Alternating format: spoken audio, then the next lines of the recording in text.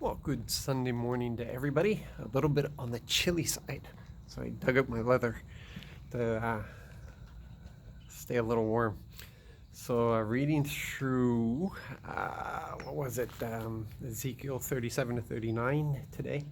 And in it, we find the famous chapter of the bones, the Valley of Bones. And the understanding of this is really simple. Um, it has to start off with the premise that God does whatever he wants to do. This that's recorded a couple of times in the Word. He does whatever he wants to do. Um, and what he wants to do is good. And that's what he does. And so we see here Ezekiel being sent in, and he's being told to prophesy to the bones.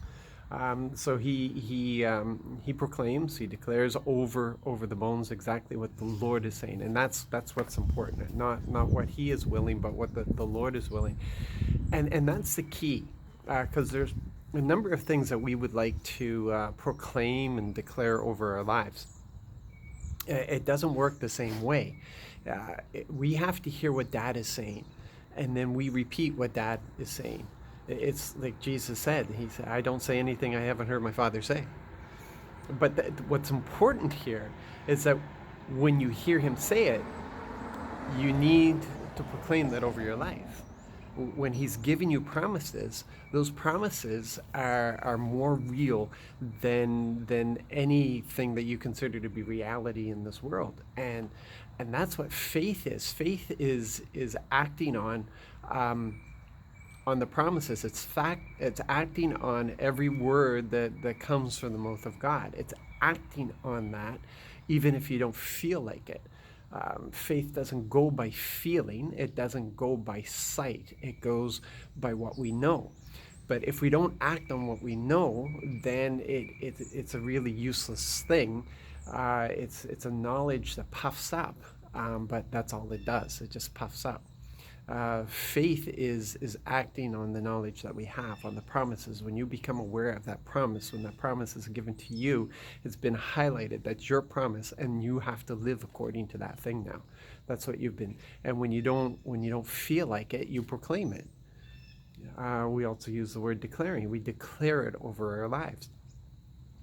And it sounds really simple until you get into the nuts and bolts of it, until you get really when you get into those situations where it doesn't look like it's going to happen. And there's a sense of panic and worry that can start coming across us. And that's when you've stepped outside of faith. That's when you don't have faith in God. You have more faith in what you're seeing than what you know. And we can't live that. We can't live by what we see. We have to live according to the promises of God, of what we've learned are the promises of God. For instance, you're facing all these financial difficulties, and you want to panic, you want to run around, you want to borrow money, you want to find an extra job, you want to do this and that, and Dad is saying, just rest in me. I promise that if you seek after the things of the kingdom, then I will look after you. And so when you hear that and you operate in that and you trust him, you'll be amazed on how his provision comes in from all kinds of different places. It just happens. And this is where we need to get to. If you want to live that powerful life, if you want to be used by God in a powerful way, then you have to live by his principles. You have to live by the kingdom. You have to live by faith, and this is how it works. Faith isn't wishful thinking. Faith isn't anything other than trusting the promises of God, living the promises of God, and acting in your life that those promises are better than money in the bank. That's what the dry bones are all about.